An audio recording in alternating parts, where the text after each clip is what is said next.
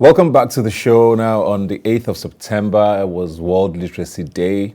And with Nigeria in the conversation, it's always a very sober moment for us to talk about because literacy levels here, and we talk about out of school children and all of that, it's usually a very hard conversation to have. And a lot of people are not sure if we're making any progress at all. But I'm joined here now by Dr. Francis Adesina from Readland, Nigeria.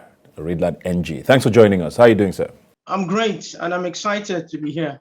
Thanks a lot for joining us. Take us through where Nigeria is at the moment with the World Literacy Day in context. There's so many conflicting statistics, but I think 62%, I think, is what it is for adult literacy in the country. Is that something we should be celebrating? Not really. If you look at the clear statistics from the UN, we have over 10 million to 13.5 million children and youth that are out of school. And 80% to 90% are in the north. So it's something we shouldn't celebrate, really. When it comes to government, like you earlier said, that in Nigeria, a family on its own will provide everything. Let's put government aside and say they've done their best. But what can we do to help ourselves? I don't want to say it as it is. Let me explain why. Because if you keep putting government into the equation of change in Nigeria, we won't go far. Let's maximize what they've already done and see it as a stepping stone to what we ourselves can achieve, especially for elites, for people like us that have seen the benefit of education. So how can we give back? How can we help our next neighbor? There are 3 levels of transformation when it comes to education: the personal and family, the community, then the society at large. Or let's put it this way: personal, family, the school, private or public, then the community. How can we start that transformation and help the government from the best that they've done? No matter how you classify it, either they've done well or they've not done anything at all. What can you do? How can you help the next neighbor, the next child? Okay, before we go into what it is you're talking about with regards to what we as individuals can do, I mean, this government was very heavy on providing food for school children and using that to attract children back to school, at least make parents take their children to school.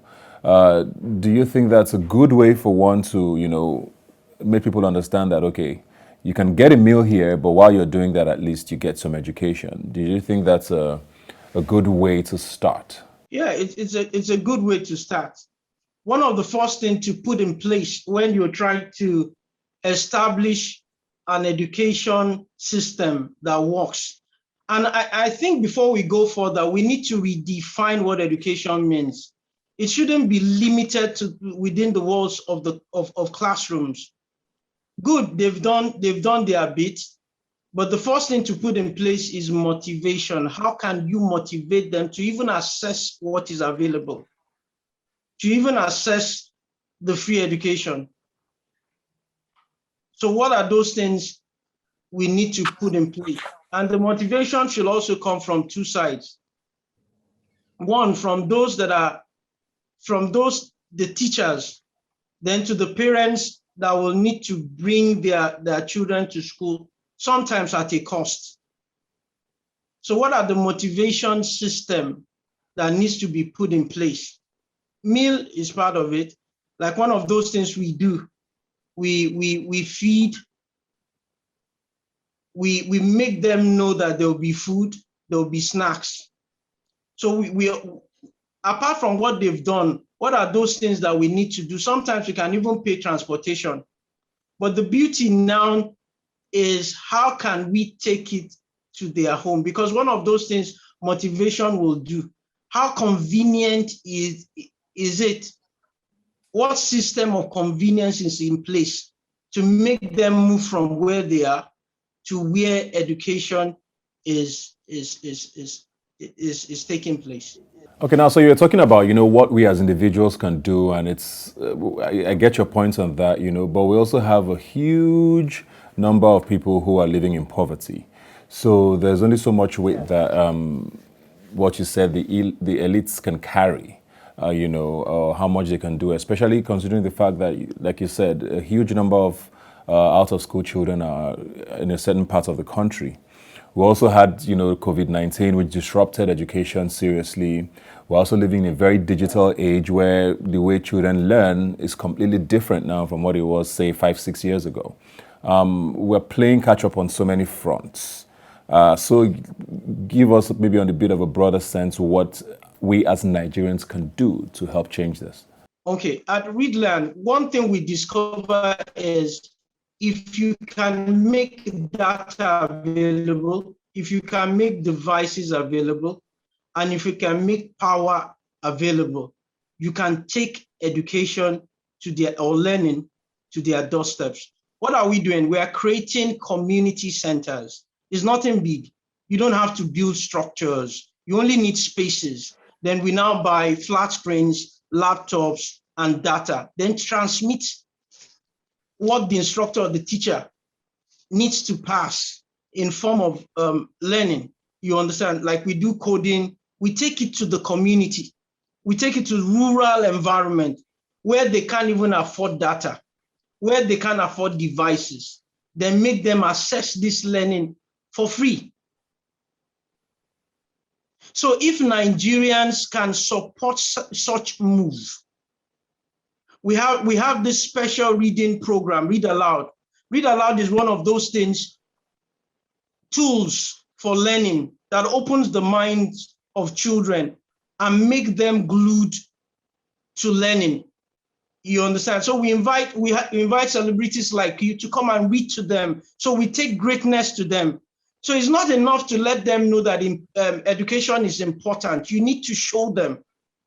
So we also did a research and realized that children love what they see those they love doing. So when we bring them on those platforms and transmit it to their centers in that rural place where low-income children live, you understand?